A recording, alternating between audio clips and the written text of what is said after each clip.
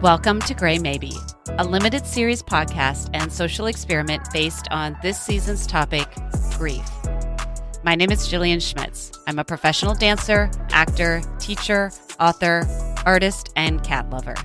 Through my own personal journey of recovery, I found that things aren't just black or white, or a simple yes or no. For me, in my recovery, there has been mostly gray area and a lot of maybes. In most of my stories, you can find the gray maybe. I'll be sharing my own process through personal stories and interviews with others in an effort to help investigate the process of and recovery through grief. If you'd like to share your story, please email graymaybestories@gmail.com. graymaybestories@gmail.com. Before we get started, if you haven't already, please subscribe on whichever platform you're using to catch future episodes of Gray Maybe.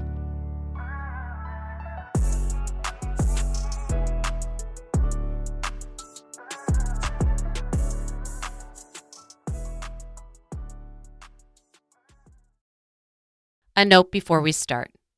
My stories and the stories of others on this podcast are told through the lens of our own experience.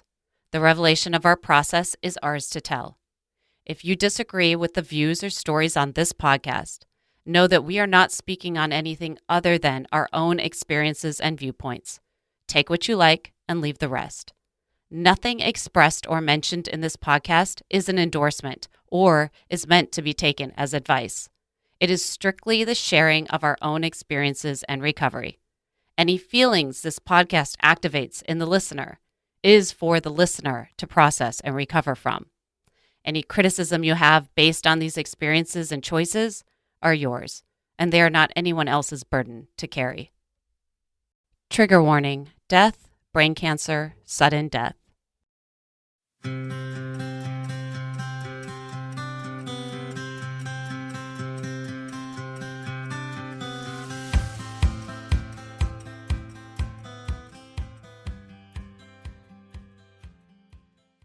Hey, everybody. Welcome back to the Gray Maybe podcast. Thank you so much for tuning in. If you're new to the podcast, I'm really glad you chose this episode to tune into. And if you're a familiar listener of the podcast, I'm really glad you're coming back. And I always appreciate all of the referrals that you guys are giving, and anyone who's coming back and keeps listening. I appreciate it so much. Today, I have a really cool guest. This is someone who I met through actually just performing, and she has helped me create a really big project in my life that hasn't been released yet. We're still working on that. We'll talk a bit about it. But she is a multifaceted artist. When I think of her, I'm kind of like, there's nothing she can't do. She's someone who's kind of been able to have her hands in everything. And there's like that saying, a jack of all trades, master of none, but not a master of none, like a master of all the trades. Because if you can do them, to me, that's a master. If you're successful in them, you could do them, that's a master to me. So today my guest is Mēsha Kussman. Oh my God. Kussman. Yeah. Yikes. Mēsha Kussman. I'm not starting off well. You're good. I'm not starting off well. Mēsha has been helping me create this project. We did a short film. She saw me perform at Congress, a show pre-pandemic, and she had asked me if we wanted to put this on film, and she helped me do all of that. She directed it. She edited it. She has submitted it. She has compressed files. She has made many phone calls. She has done many things. She kept getting me to ask questions that I didn't want to ask because I'm not good at asking for things, but she's really good at asking for things and also being totally fine if they're not available, which I had to watch and learn from her. And she's a mother, and has several companies, and she's a dancer and a choreographer and a synchro company owner and director, and she's all the things. So Mēsha, thank you. Anything you want to add to all the things? Yeah. Well, first, let me just say about working with you and meeting you and being drawn to you, seeing you perform first before even having a conversation with you. I love our film. Mm-hmm. I love how it explores authenticity and claims that authenticity is central to transforming trauma into power. And I see you do that in everything that you do, your podcast, this film we've made together. And so I'm grateful to be here and to support your voice and the community of people that you bring together. I am a filmmaker and a choreographer, currently residing in Los Angeles, which is where I founded Aqua Lilies, which is a water ballet entertainment company. We do TV, film, music videos, as well as, of course, live events. I choreographed Scarlett Johansson in the Coen brothers' Hail Caesar. My company was featured in Black is King, The Marvelous Mrs. Maisel, and music videos for Lizzo, Justin Bieber, Missy Elliott. My career is, I would say, is focused on the convergence of strength and grace with a particular interest in female empowerment.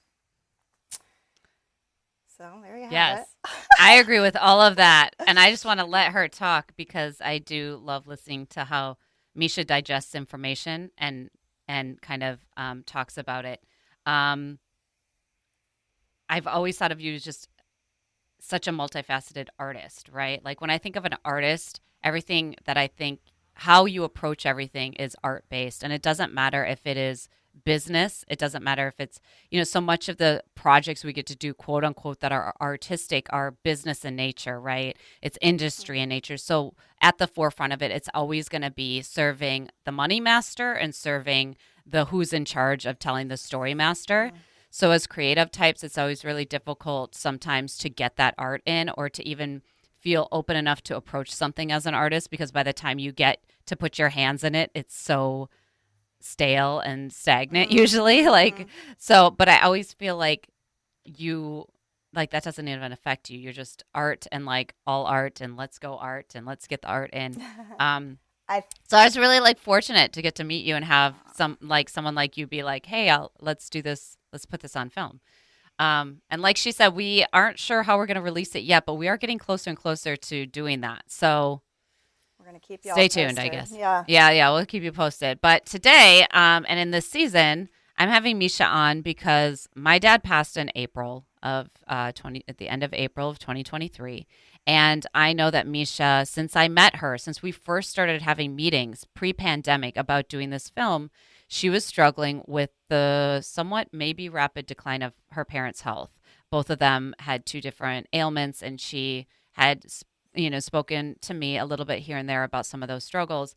And so when I lost my father, in between that and me losing my father, you had lost your father. Yeah, last night. Right? My dad passed in February of 2020, so right before the lockdown.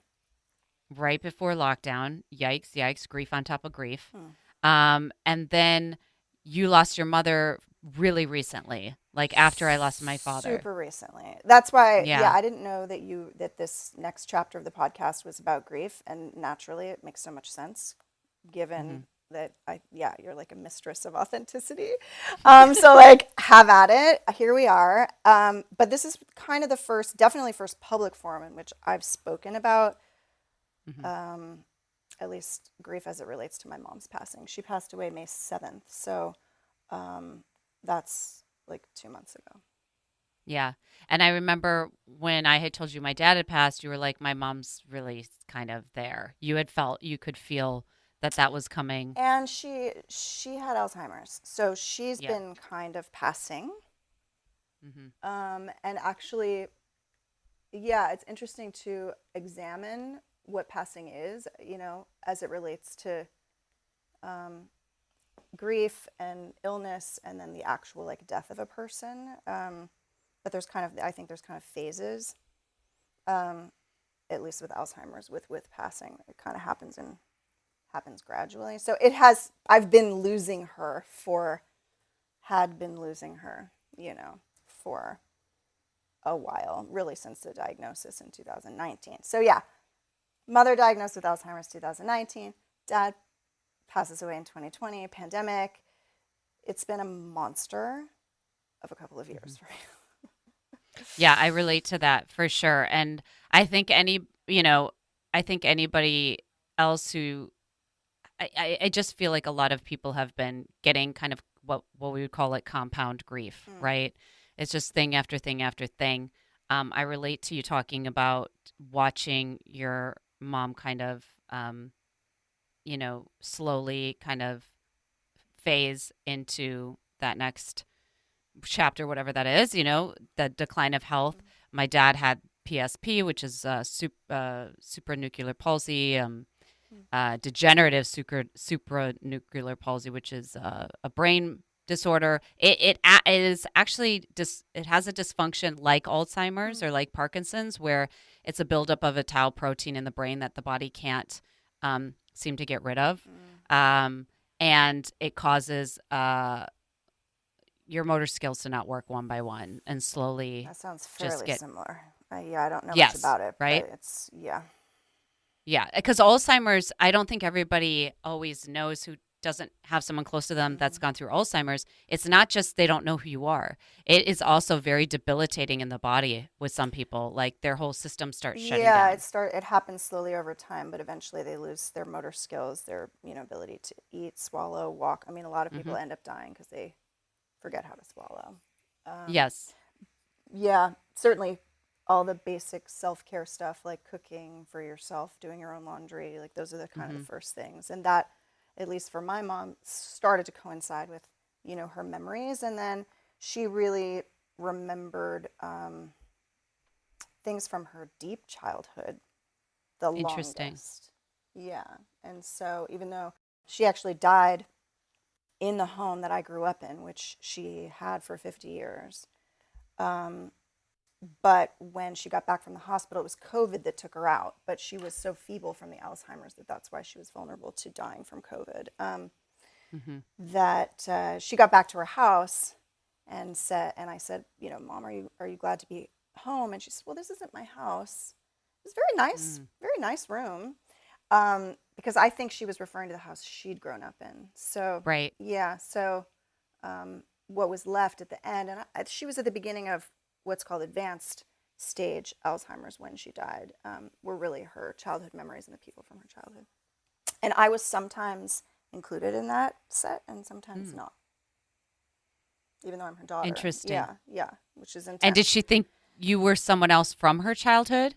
She Or almost always saw me as like a very nice, approachable, friendly person who was helping her, but she didn't I always see. know that I was her daughter, and not towards the end. So when we talk about grief, I mean, there's like the person is no longer in their body, and I can't hold her Right. hand or touch her, but before she died, for sure, uh, our relationship had already changed, and I had, for example, grieved my inability to ask her for advice, for example, Hmm. um, or lean on her in that way. But I will offer, for those of you who might be in a similar situation with Alzheimer's or otherwise, that I I spent a lot of time resisting the change, and I also spent some of the time um, allowing myself to notice what was there in the space it left behind.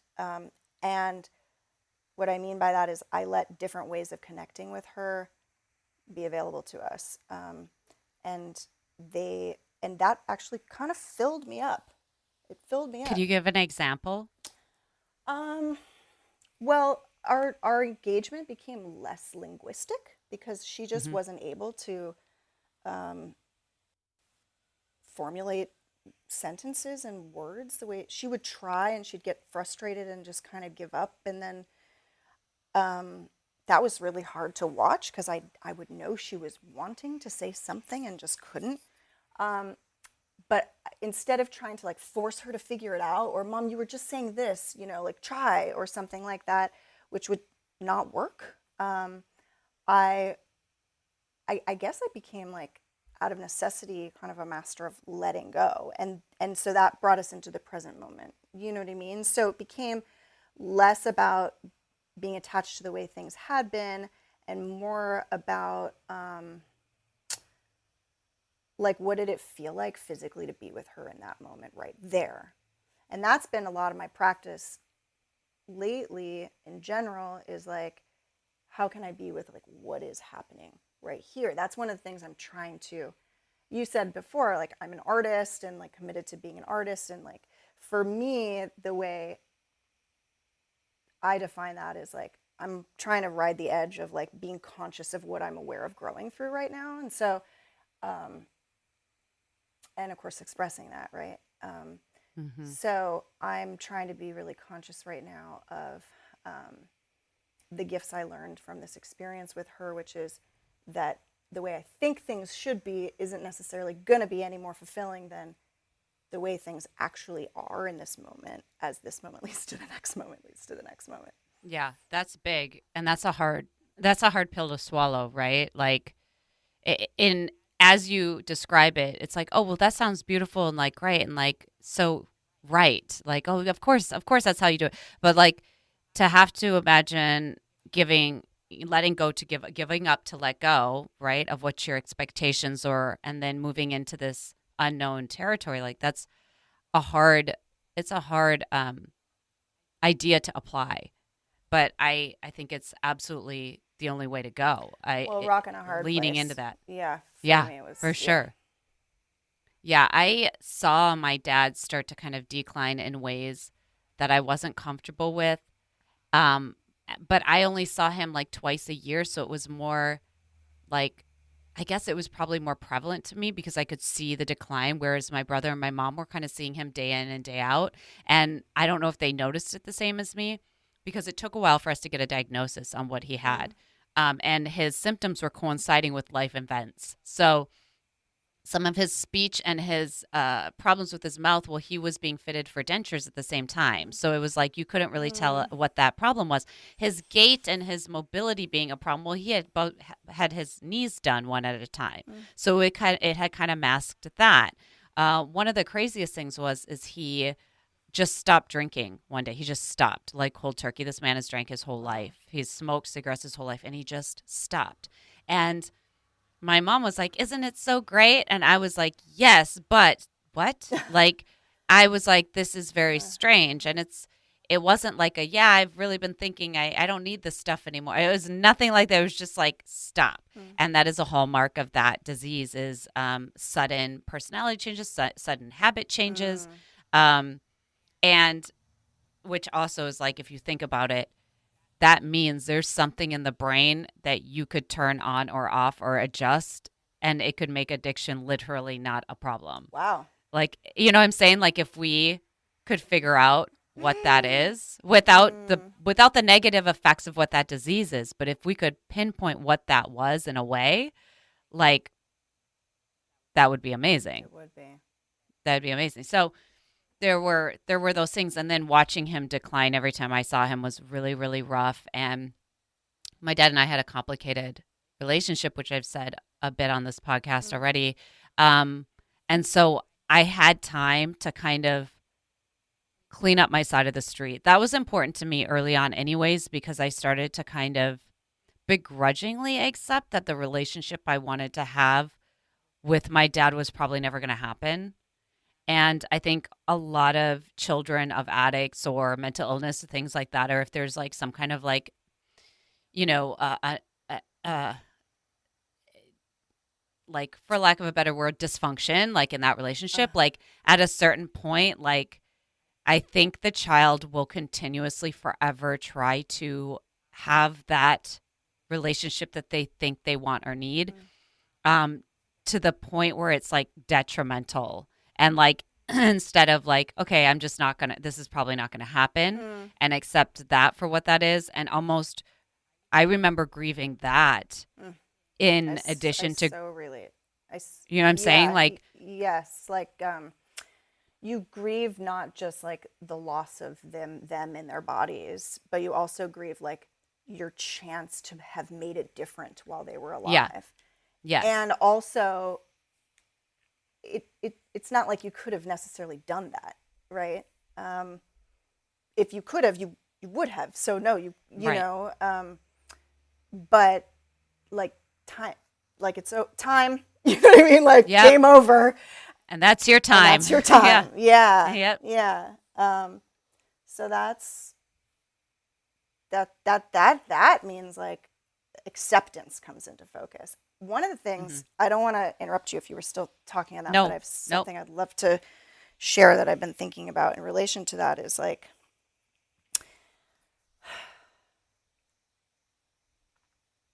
it just,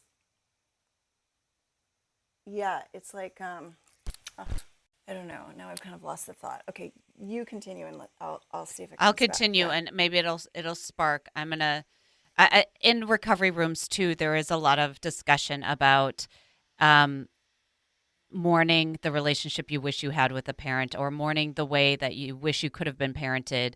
And it's so prevalent in the recovery rooms usually because there's usually active addiction or some kind of other family dysfunction.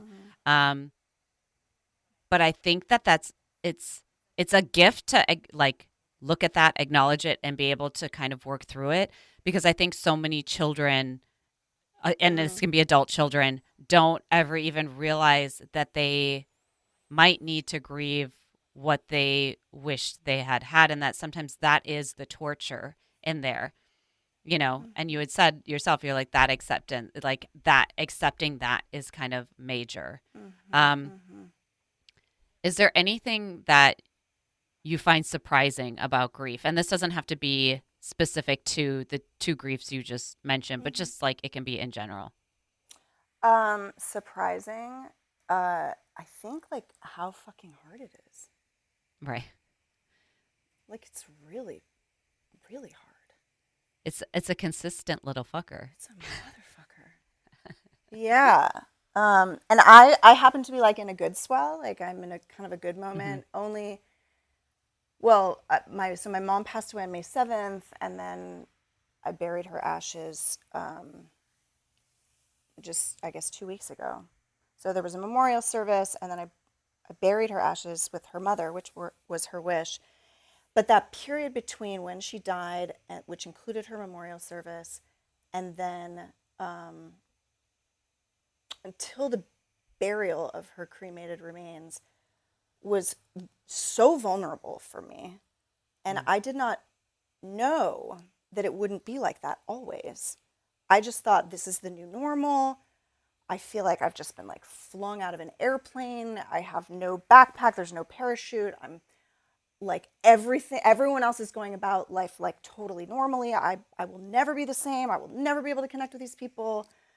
I have no idea if my reactions to everyday things are like, I just felt like I was living on another plane. I was living in another universe. And then there was a shift. And then something about burying her ashes in the ceremony. And I'm such a proponent of ceremony. Like if there's no ceremony set up, find your ceremony. Like ask what can I do to provide ceremony for this, and create that for yourself, because there is something to the mystical and the magical, and that doesn't mean it has to come out of left field. It can come from inside, and it can be like, oh, well, we always used to eat like hot dogs at, or like whatever it was, you know what I mean? And like do the thing.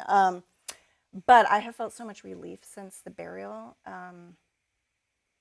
since being with her family and my family, the bloodline, and laying the box in the ground with her mother, and then like I started to be able to breathe again, and like feel normal again. Like feel like I was a physical body in a material world rather than like an ethereal body, like trying to live in a normal place with traffic and stoplights and computers and phones. And I was just like, I can't handle this, because my thoughts were so much bigger than life, and everybody else was just, it was a Tuesday. So I feel really grateful to be quite a bit more grounded now. And then when you asked me if I wanted to do the podcast, I was like, yes, like, girl, you're in the present. This is the lesson. Say yes. And then like the couple of hours, days before this, I was like, motherfucker, like I'm gonna have to. Why did I say? I'm gonna have to think about. Why did grief. I say I'm gonna yes? have to talk about grief. But ironically, when I was like really in the like, I describe it as almost like a thread that someone's pulled on, like a harp string that someone's like my whole system was like, and so now I just feel like the vibrations like come to the center in a calm way. but I felt super out of control. So I had some anxiety that I would feel out of control again by talking about it. But I actually think part of what made me feel out of control was the fact that I couldn't talk about it. That this Mm. thing that was so real for me, because I actually walked my mom to the doorstep. I was Mm. the person who was with her when she retreated from the material world. Like, I was, and I was there for her for the days beforehand.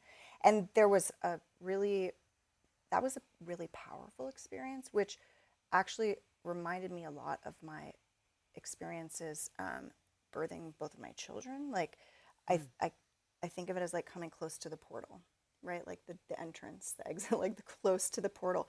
And also with the births of my daughters, I also felt like I had an experience where I was like, where's the circle? Like, we got to sit down and we got to talk about this. Like, I got to tell Right. you what happened. I got to tell you what I saw. Like, I got to talk about this. I got to talk about this. And culturally, that just doesn't exist. Um, Mm-hmm. definitely, the memorial service was a piece of it, and the burial was a piece of it. But I think I also felt really vulnerable and alone because I didn't know how to talk about what I had experienced. And yeah, like I said, there was the loss of her as because she was ill, and that was also very lonely. That was hard to talk about, and maybe I should have been in more support groups around Alzheimer's. Mm-hmm. But the actual like death part is a secondary, separate thing. Um, oh, now I remember what I blanked on when we were talking Give before. it to me. It's such a fresh idea that I feel like I'm like, oh, hold on, don't you go away Mm-hmm. again. Grab it. Um, which is that it's really hard to begrudge a dead person. Yeah. I mean, it's not impossible. Mm-hmm. It's just hard. Yeah. Um, and I am trying to hold space in myself for the part of me that's like, I love everything about this person, and the part of me that's like, and I was sometimes disappointed. Mm-hmm. Um, disappointed in what I didn't get, and also disappointed in what I didn't give. Mm. Um, like that can't be undone or redone. Not in the material world. Like Right. maybe some other way. Right. So that relates to what you were saying for me to like about your dad, because yeah, I'm trying to remember why that came on the tail of what you were saying, but it felt really right at the time. Yeah. No, I think yeah, I think it's absolutely all in line with everything. I relate to that need to kind of share that experience of what happened because I was also there as my dad took his last several breaths. Um, not to be morbid or to freak anybody out, but it's not always just one last breath. It's like one last breath and then several uncomfortable minutes of nothing where you think they're gone and then they gasp again. And that keeps happening sometimes. And it almost can become morbidly comedic because it's like like you're like and they're left they're free and then a gasp and you're like oh and it's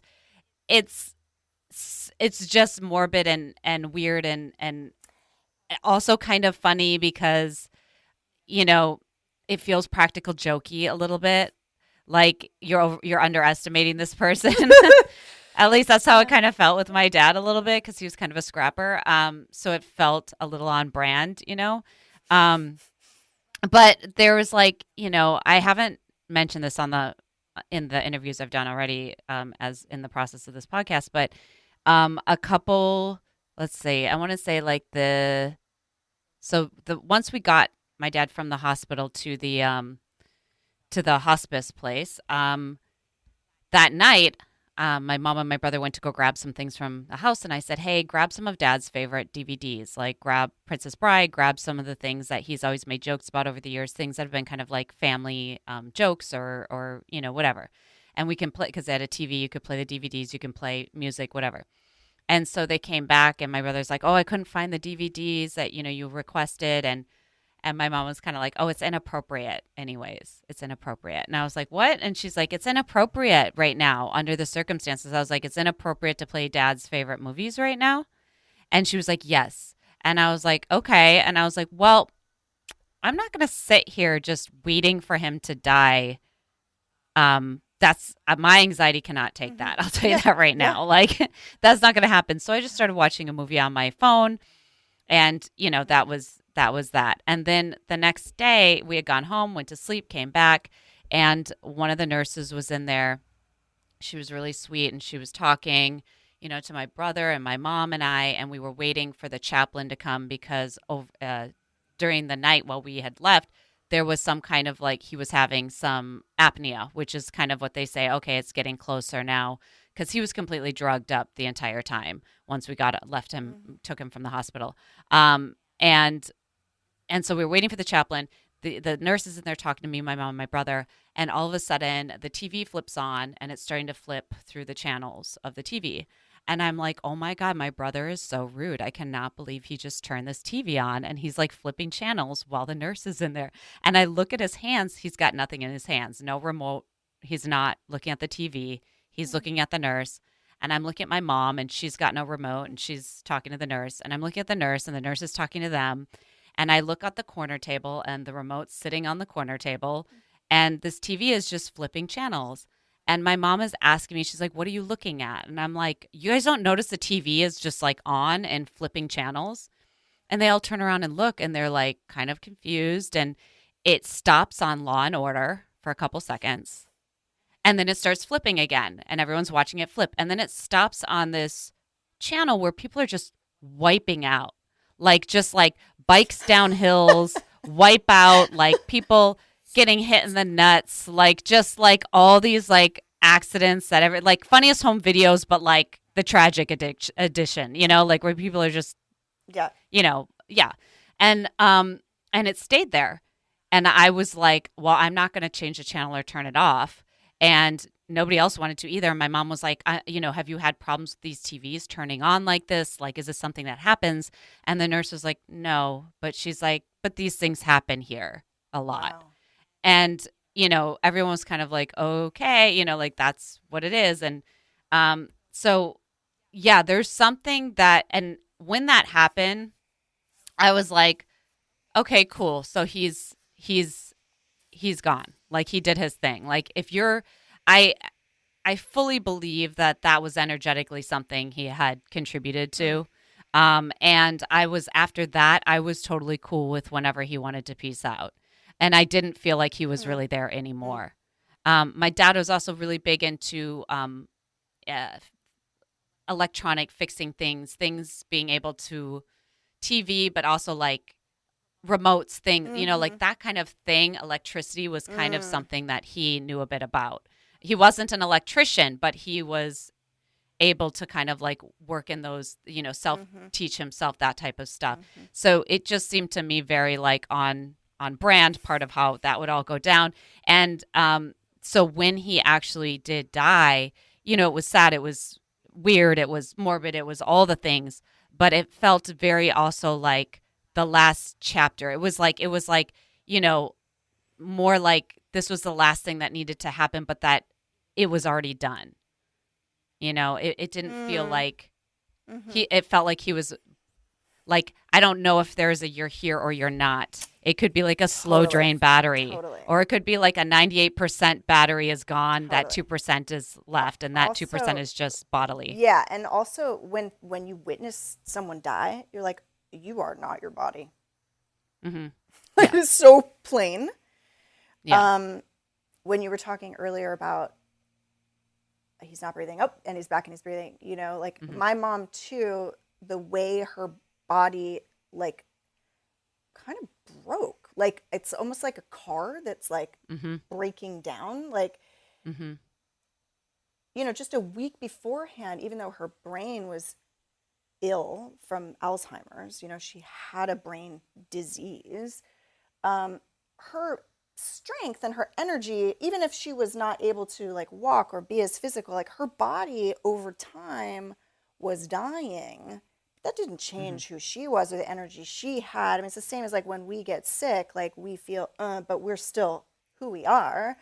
So, I'm more bitchy. It just, amplifies.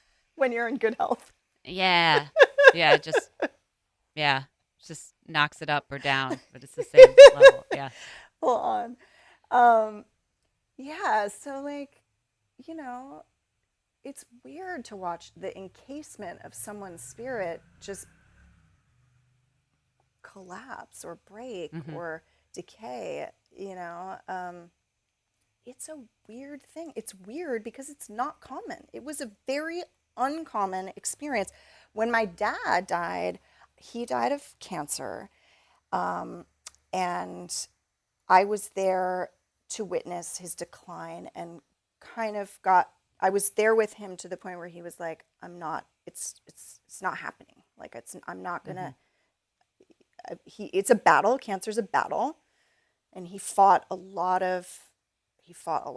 And then there was a moment where he was like, uncle, basically. Like, Yeah. I'd like to relax now. I'm just not going to be able to get up here. Like I've been pinned. And from that point on, it's funny that I'm getting emotional because I guess I've been more preoccupied with my mom. But I wasn't there after that moment, but I felt like I played a really important role because his wife, my stepmom, who was the love of his life,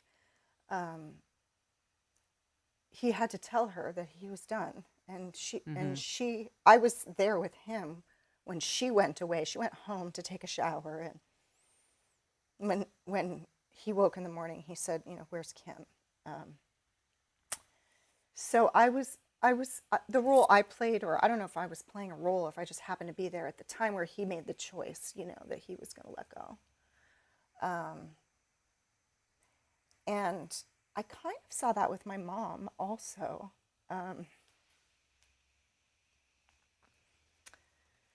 She had COVID, so I was, I wasn't with her. I have 2 kids, and I didn't want to risk getting COVID and giving it to my kids. And I got her out of the hospital and got her home, and she had a nurse, and was trying to buy myself some time before she was, to be with her when she was a little less infectious. And anyways, I was on the phone with her, and they pumped her with so many fluids at the hospital that it was hard to tell. She seemed like quite healthy, actually, when she got home. But she hadn't eaten in a week. She refused to eat the hospital food. Anyways, it was a Monday, Tuesday, Wednesday. During those 3 days, the way her tongue moved in her mouth, it was just, it wasn't operational, and it wasn't right. And so I actually, through FaceTime, was like, on Wednesday, I was like, she's going to die. Yeah. And so I flew to San Francisco right away. But before I could get there, I had this song.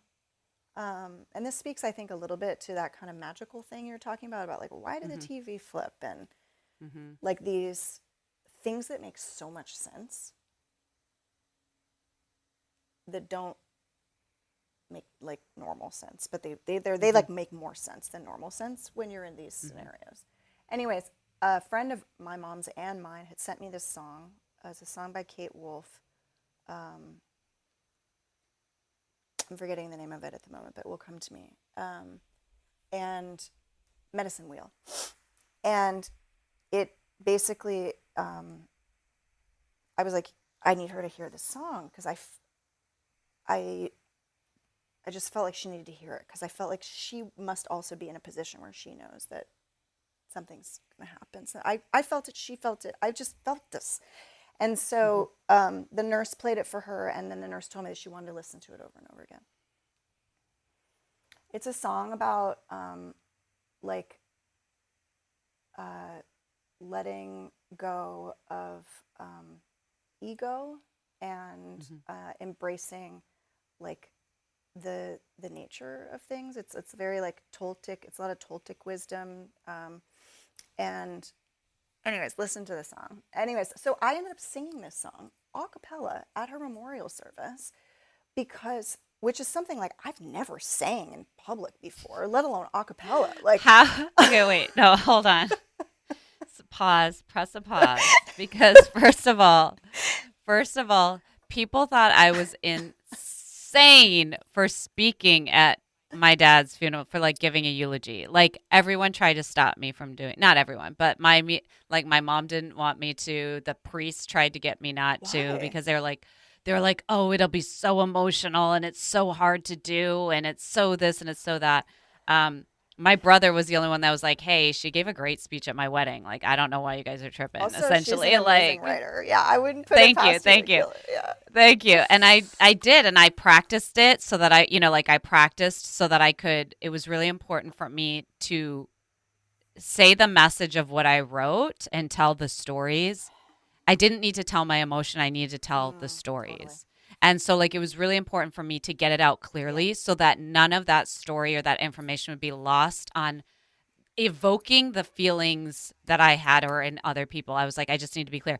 But so it's not about me though in this instance, because you were like, hold my beer. Like, I'm gonna sing. Okay, so first, the hardest thing to do is to speak in front of people. The second thing, hardest thing to do is speak at a funeral. The third hardest thing would be to sing a song in front of people. The fourth hardest thing would be sing a song at a funeral. Acapella. No, it was insane. And I'll A cappella. by the way, I could absolutely never have done it at her burial. So I was with her when she died. I had an experience because I watched that transformation happen where I felt so connected, and I felt like I just trust in the way of things. That I was able to just, and I said to myself the whole way there, I was like, I might sing this. Like I heard a voice, it was a voice, I was like, I'm prepared to sing this song. I actually, to memorize the words of the song, I choreographed a dance to the song. If I had really been like brave, I would have sung a cappella while dancing. Is that like, that's the fifth level, is a full triple threat situation? It's so interesting because actually after she passed, I was like, maybe I'll film a dancer like dancing this choreographed thing. I'll sing it, and I started building the whole thing, and then I was just like, actually maybe I'll just like lay down for hours because I'm so fucking tired. The intersection of creativity and reality, rest like, and reality exactly. after grief. Yeah. I could 100%. I couldn't even speak at her burial, so it wasn't like, this is like not an ego thing. It wasn't like I was like, finally my chance to like sing. All these people are here. It wasn't like that at all. You know, it was just like I happened to be in a position where, and I wasn't even to last minute. I was like, you can bail at any time. You do not have to. But I found myself learning the lyrics by choreographing a dance to the lyrics, and then practicing them in the dark, like at night when the kids were asleep. Until I got, and then I spoke a eulogy as well, because like you, I didn't know if anyone else at the funeral was going to tell stories about my mom. Yes. And I wanted not people to know my mom, because people who were there, most of them know her. Obviously they were all affected enough by her to be there. And there were a lot of people there. It was beautiful. But I just wanted to like be familiar with them, about her. And so even the writing of that, my intention was so clear. So even the writing of that just came boop, boop, boop, and then like turned it boop, boop, and like I made a couple, like I barely edited it. It just was like, blah. And then I was like, okay. And then also the song and my need to send the song when I sent it, and my sort of gratitude but lack of surprise when the nurse told me she had to listen to it a couple of times over, and then I did. I sang the song, and it felt normal, and it felt right, and and then when the weeks went by between the memorial and the burial, and then I got to the burial, and like, I was so fragile by that point. I mean, I had like a couple of I had to have an emergency root canal shortly Oh, after hell no. fuck. Like, it was like the worst pain upon the worst pain. So I do feel like there's been like a little bit of a domino of like brutal pain in my life for the last couple of years, and I'm really looking forward to like, this isn't actually normal. This is not, I mean, I feel like I can sympathize and empathize with people who've been through like a trauma that's lasting, you know? And I really want, I'm just putting it out there, universe, like, give me all the good stuff. Give me like the chocolate sundae with the extra sprinkles. I need all the good stuff right now. Yeah, Like, I want that. I want that too. Yeah, Yeah. and I think I think it's coming. I'm ready. I'm really, yeah, and I feel a shift after the burial. I feel a release, and it's also, I also have a little bit of a narrative going where I'm like, what? Like, what the hell just happened? Like, I had both my parents in the last 3 years. What the fuck? That was like so much so fast.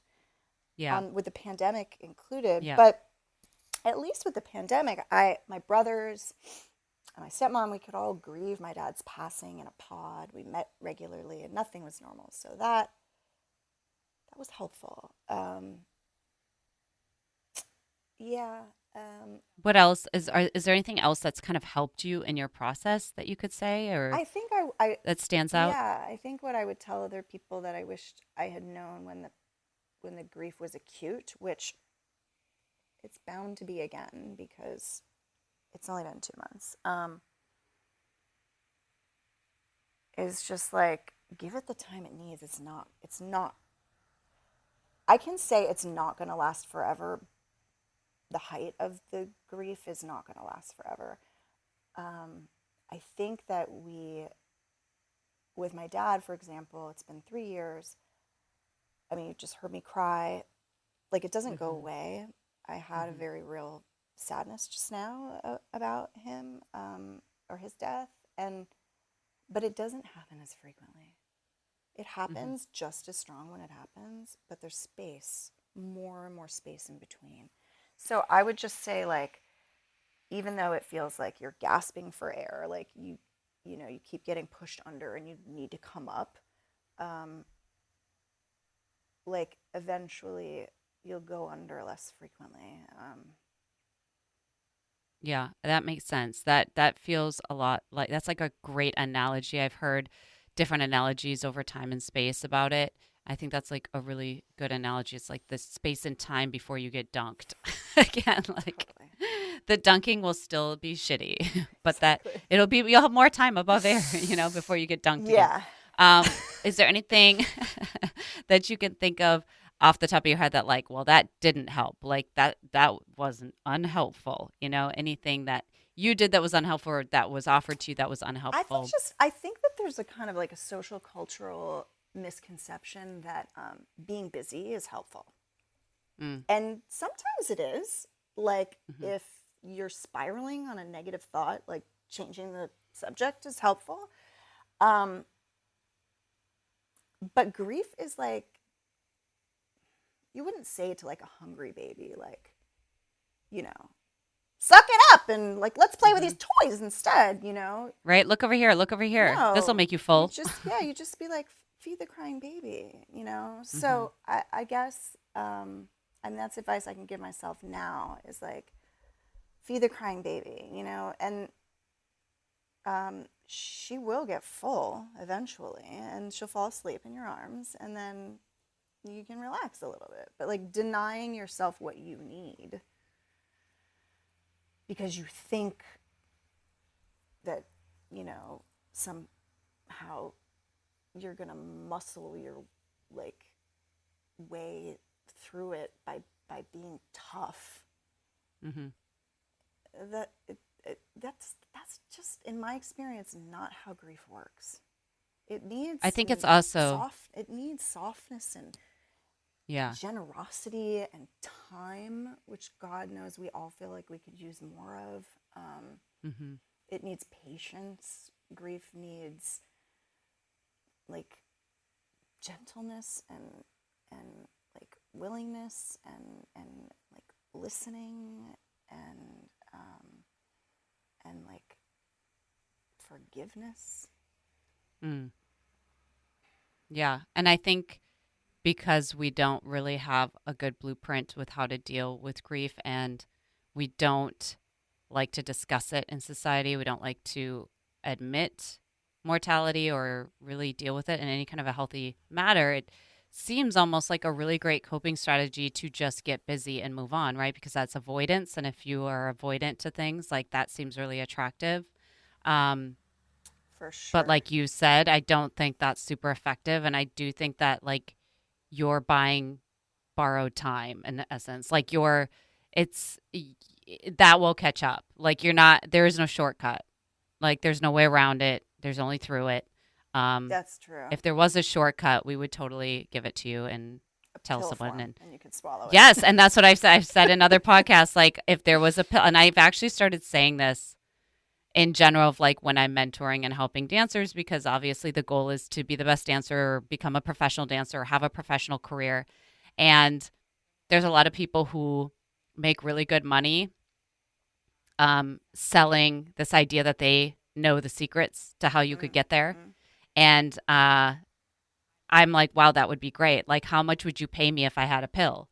How much would you pay me if I said, take this pill twice a day for 3 weeks and you'll have a professional dance career? Mm. Or insert whatever thing you want, Mm-hmm, right? mm-hmm. If I like, how much To would be you fit pay? or to Yeah, anything, whatever yeah. it is you want. Okay. If I had a pill for it, Mm. how much would you pay? And the answer is usually, how much is it? Because I would fucking pay that. And the thing, and the thing is like I don't though, and that's the whole I point. know, that is the whole point. That's life. That's living. I mean, it's like, yeah, I don't know. I'm thinking of a yoga expression, tapas, which is like heat, energy, effort. Mm-hmm. It's the effort is the actually. That's so funny. I have this quote on my desktop: "Satisfaction lies in the effort, not in the attainment." It's a quote from Gandhi. Well, clearly that's not someone who's ever wanted something bad enough. No, I'm just kidding. Apparently, hence Say it again. I'm a failure. Read it again for us. Read it again for myself. Read it one more time. Satisfaction lies in the effort, not in the attainment. Mahatma Gandhi.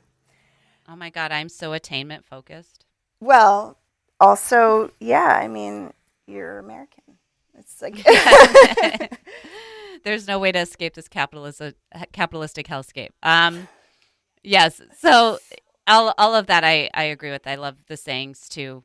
We spoke a little bit, like we touched a little bit on like some mythical things. Is there anything you want to add about like a spiritual belief system you might have, or any other unexplained mystical magical stuff around grief or loss? I for me would say like just kind of like fuck it, like whatever rule books you've gone by when they were living, whoever it is you're grieving, or it's not a person, it's a thing you expected would happen that isn't, or something that was happening that no longer is, or whatever it is. Like rule book wise, like just, I don't know, for me with the loss of my parents, I can speak mostly about how I've recovered in quotes from my dad dying, is like when it was really bad, I just was like, oh, I still talk to him.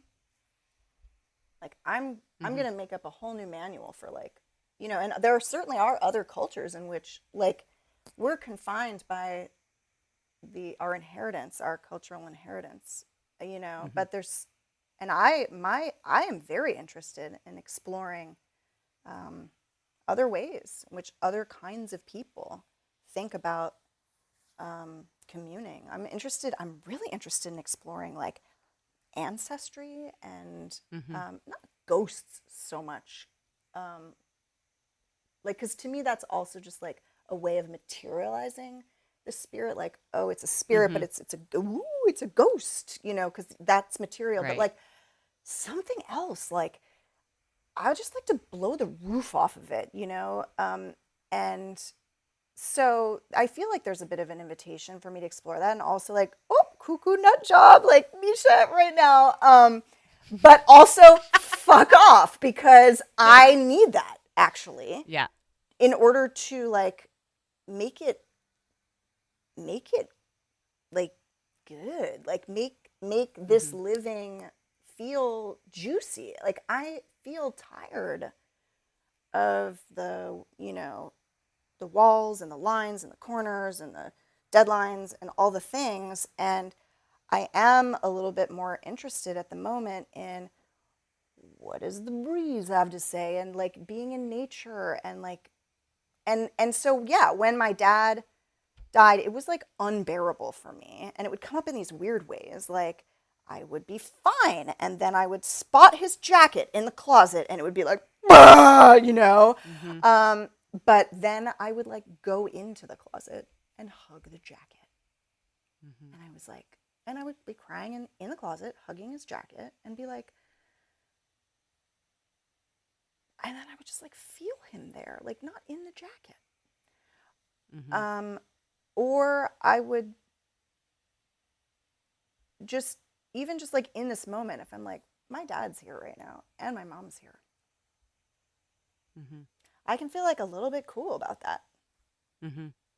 Yeah, I actually, when I had the experience of the TV coming on and the channels would be blah blah blah, what it kind of, the undercurrent of that message for me was kind of like, oh yeah, you're not there anymore. You're kind of everywhere now.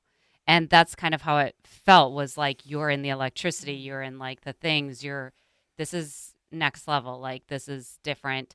And it kind of like, my dad was nonverbal for the last few years of his life because of the disease. And unfortunately, you know, it made it really hard to advocate for himself. We didn't know if he was in pain. We didn't know, you know, it was really hard to find where he was in all of this. But my dad had a really sharp tongue. And, you know, growing up, there were a lot of, he could be very hurtful, he could be very rageful. And there were a lot of things he said that were not only not politically correct, but also just very hurtful. And so for me, in the end, it was actually a bit bittersweet, because he couldn't say the things that were hurtful. He could only smile when he saw me. He kind of could only reach his arms up for a hug. He was very receptive of love, and just was kind of like pretty smiley. He, you know, and it was a different, there's my dad I grew up with, my dad who I knew as an adult, and my dad when he got sick. And those are kind of three, well, I say I'm leaving one part out. My dad before Rush Limbaugh, my dad after Rush Limbaugh into my adulthood, and my dad when he got sick. And those are three completely different people. And I have three different memories to categorize him in those ways. But so, you know, him not being able to speak later, you know, and you know, once that experience with the TV happened, and it felt like he was kind of everywhere. It kind of felt more like, oh, right, now I can always, you know, I can say whatever, whenever, you will get it. And also, like, that sharpness that you had in life, I don't think went with him in death. You know what I'm saying? Like, I think that was a condition of whatever his grief and trauma and loss was here. You know, I don't think it was actually his essence. Although it's really hard to start differentiating that when you have the memories and the experiences you have. But and all in during that time, I could hear his voice in my head a lot, you know, kind of like jokes here and there, comments, things that he might have used to say. And then there was a period where I didn't really hear that at all. And I do think that people talk about that. There's like this, they feel like a lingering for a while, whether it's imagined or real or whatever, a lingering for a while. And then they feel like a nothing for a bit. And depending on where you're at and that relationship you have with that person, it could be fine, or it could be like devastating, like a secondary loss. And so I don't know if you had any of those things. You and mine are with the most recent is still pretty like close to us. So it's hard to have any kind of objectivity at this point, maybe even. When you say a lingering, what do you mean? Like their presence? Once the TV, yes, like the TV came on and it didn't feel like a presence like, ooh, someone's watching me, but just like, I don't know how else to describe, like if you thought someone was in everything, in the wind, in the things, in the blah, blah, blah, and then you just didn't. Yes, like you just totally. I felt that yeah, too. that's all it is. Yeah. Yes, totally. Yeah, I mean, gosh, I think I really, and partly I think I've come to this from watching my mom pass on. I really believe in the like kind of like divine story is like just not that great a word, but like that everyone has their own divine story. And as someone's child, or in any intimate relationship, like you can see you see a whole person, right? And you see like their strengths and their weaknesses, and maybe after they pass on, you contend with like the ways in which they were like incredible in their lives to others, to you, and then the ways in which like you wish for things that you didn't get, or that you wish that they'd been different in a certain way, or and like when you're healthy, or they're healthy, and you just think, well, they should know this, and I'm gonna, and it's like everyone's kind of supposed to figure out what they're supposed to figure out when they're supposed to figure it out, and it's totally not up to you, and it's perfect, like exactly as it is. Like when you were talking about him having this sharp tongue and how it could be so hurtful, and then you couldn't write a more poetic story that he couldn't use his tongue to say anything hurtful in the end, and what that experience must have been like for him is like, there's nothing you could have done in your lifetime that would have been a bigger teacher for him than the life he lived. And, for me, like sometimes I wish that like, my mom had been more available to me.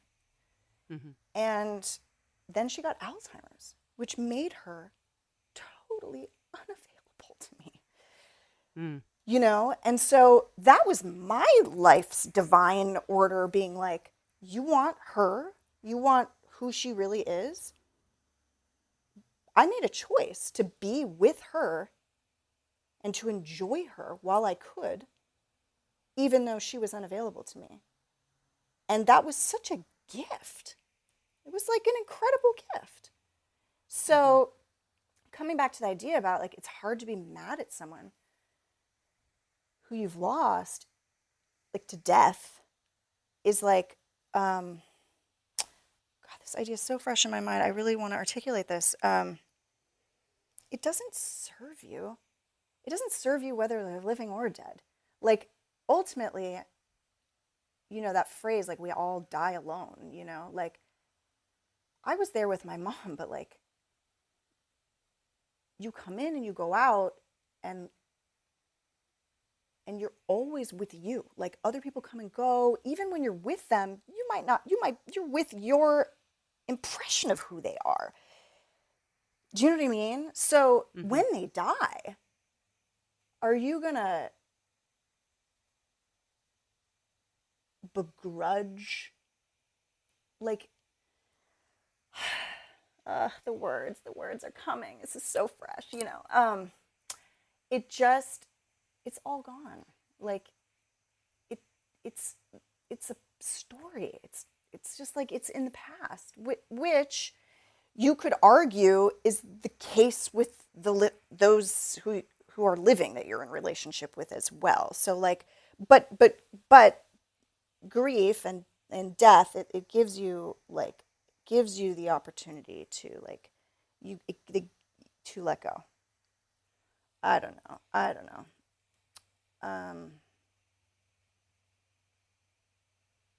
To be here. Mm-hmm. This is it. Like right now, it's all there is. That's all there is. Right. I think other people on the podcast too have highlighted presence in this moment of like nowness, Yeah. which is kind of what I hear. Totally. Yeah, in what you're saying. Yes. Um, yeah, I think that's pretty deep. I think it's pretty deep. I think the whole subject matter is deep, and it's a shame that it's so hard for us to tolerate um, the loss and the sadness. And because I think there's so much depth to be had from the whole circumstance. Um, Yeah. but hey, big wins, big losses.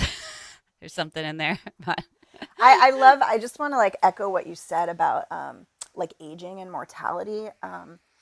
And when you watch someone die or when you lose someone in your life, and also just as you get older and your parents get more feeble Mhm. and frail, like like my husband and I joke, like you're getting closer to the plank, like oh you're next, you're You next walk in the line, plank. you know what I mean? Like it's coming for all of us, and you should be Yeah. so lucky if you get to, we always begrudge aging and like how many Hmm. years you have. It's like, oh, you should just like be so grateful, right? Yes, they say aging is a privilege. I like that. To grow old is a privilege.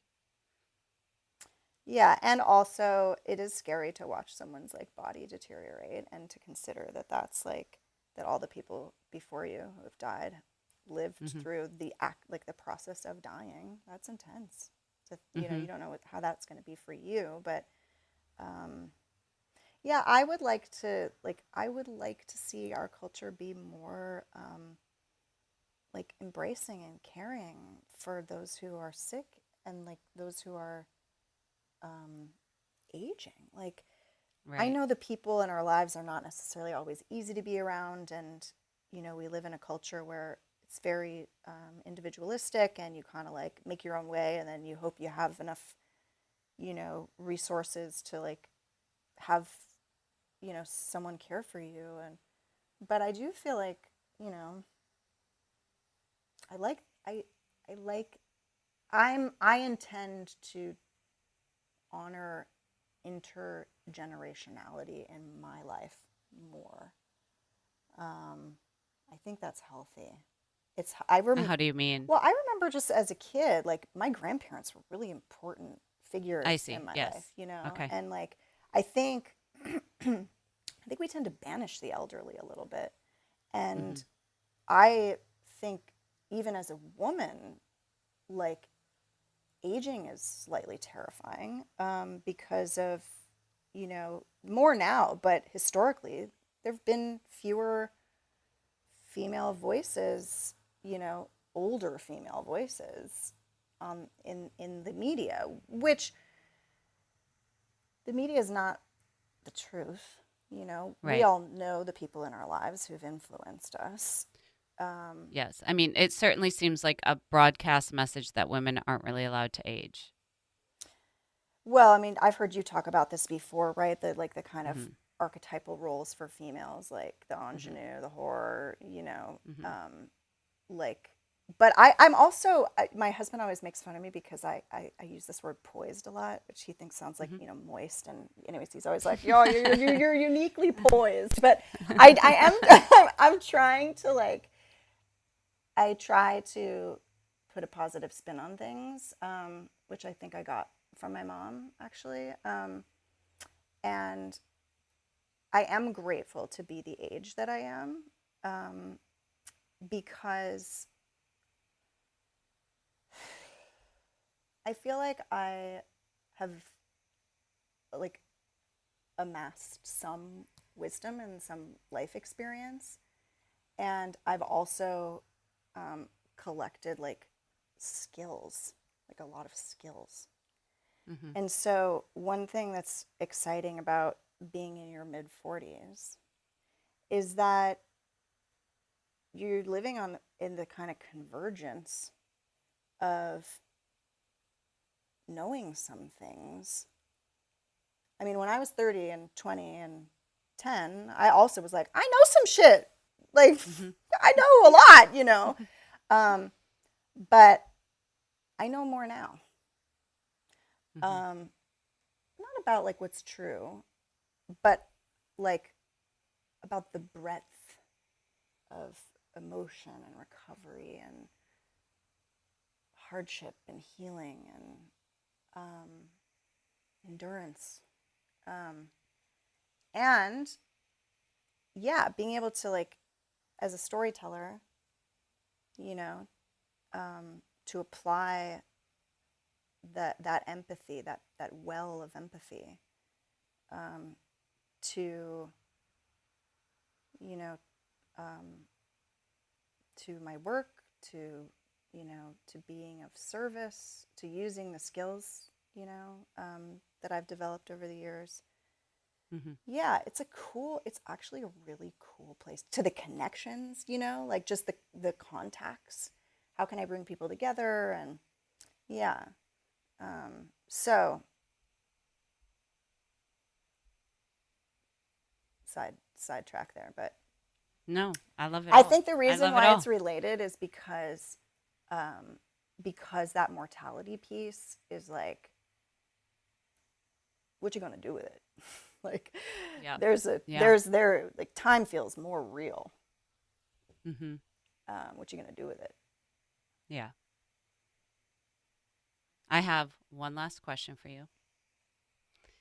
I always say on the podcast, I don't give advice or ask guests to give advice, but I will ask for a suggestion. And you did touch on this earlier, and you might say the same thing. You might say something different. Do you have a suggestion for someone who might be suffering right now, like really in it?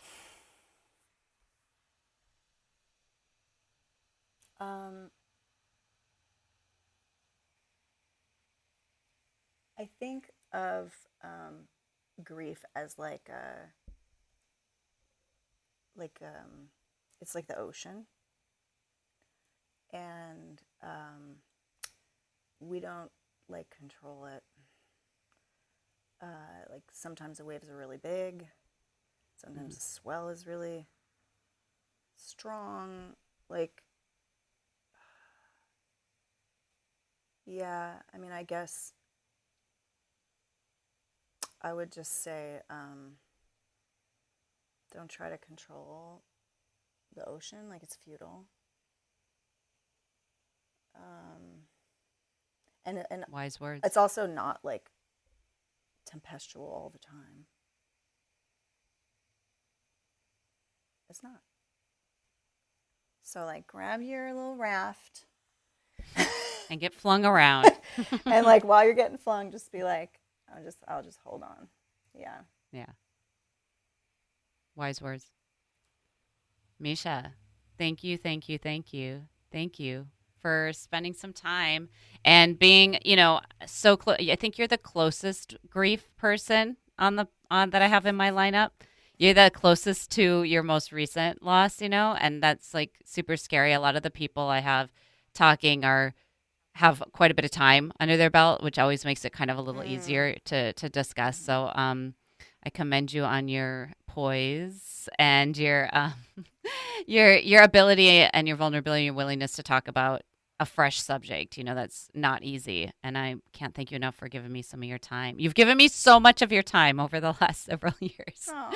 And I am so thankful for even more of it. Time. Yeah, I hope I get to keep giving you my time. I hope so too. Yeah. Thanks, Jillian. Thank you.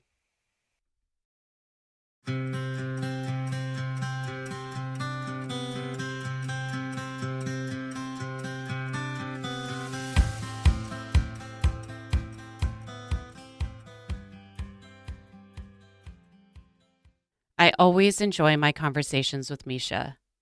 She always has so much introspection and thoughtfulness in how she expresses herself. I really related to so much of what she talked about. We have both in our own ways come to terms with the acceptance of mourning a relationship that may never come to pass in tandem with grieving the person who passed. It's not always so cut and dry. Sometimes it's complicated. more than one thing can be true at a time. It's also, it's and, it's as well as, and it's both. Or as I like to say, it's gray maybe. I feel lucky to know Mēsha and have the fortune to have these conversations with her. And I'm so lucky that she would be willing to have them on this podcast with me. If you're listening to this episode and you're experiencing grief, welcome. And I hope this helps your journey. You're not alone. Just a reminder for anyone who needs to hear it, you don't need to have experienced a giant catastrophic event or a death to experience grief. Know that whatever you're feeling, there are those among us who have probably felt it too. You're not alone. If you're listening and you have someone you love in your life that is grieving, welcome. You are also not alone. We as a society have a long way to go in being able to tolerate and help those closest to us manage grief. I've included a link in the show notes for the do's and don'ts, which I'm going to read here. Don't assign positive meaning to their loss.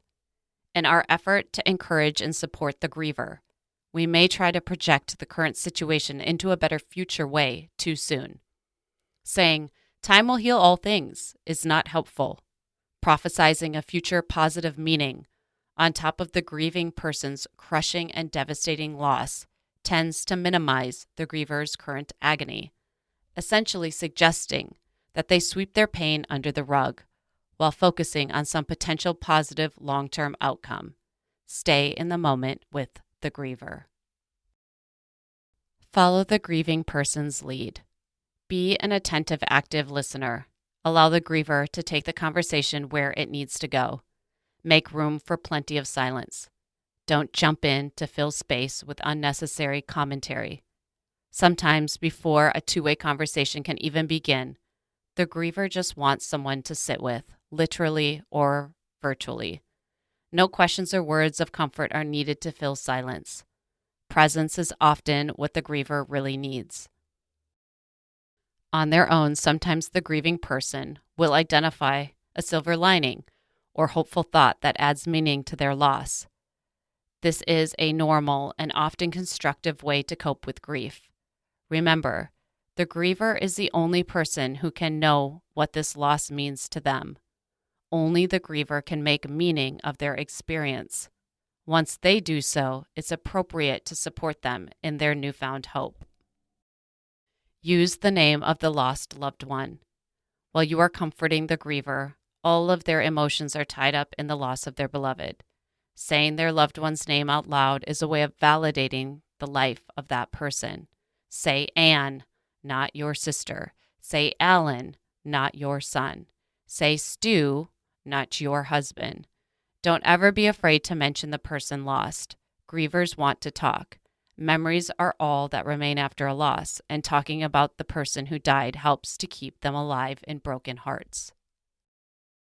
Refrain from platitudes. Refrain from platitudes, religious or otherwise, like, "They are in a better place," or "Time heals all things," or "Everything happens for a reason." Don't pretend that you know the answer. You don't. No one does. As a person who desires to support a griever, pay attention to what you say. Never say anything that starts with the phrase, "at least." Comparing and contrasting your own grief experiences or dreamed up hypothetical ones with the reality of the loss that just happened is missing the mark in several ways. Making your loss the topic of conversation is asking the grieving person to switch their focus and empathize with your grief at a time when the total focus should be on them. Don't say, "I know how you feel." You don't. Seems to me describing how something worse could have happened represents a thwarted attempt to say something, no matter how unhelpful. Stay out of your empty word, ill-informed autopilot script. Choose not to go there. Be open to the expression of any emotion. As an active listener, be open to any emotions the griever may express through verbal or nonverbal means. Anger, yelling, silence, rage, disbelief, denial, crying, pacing around the room, shouting, rocking back and forth, wringing hands, clenched fists, avoiding eye contact, needing to be held, avoiding touch, etc.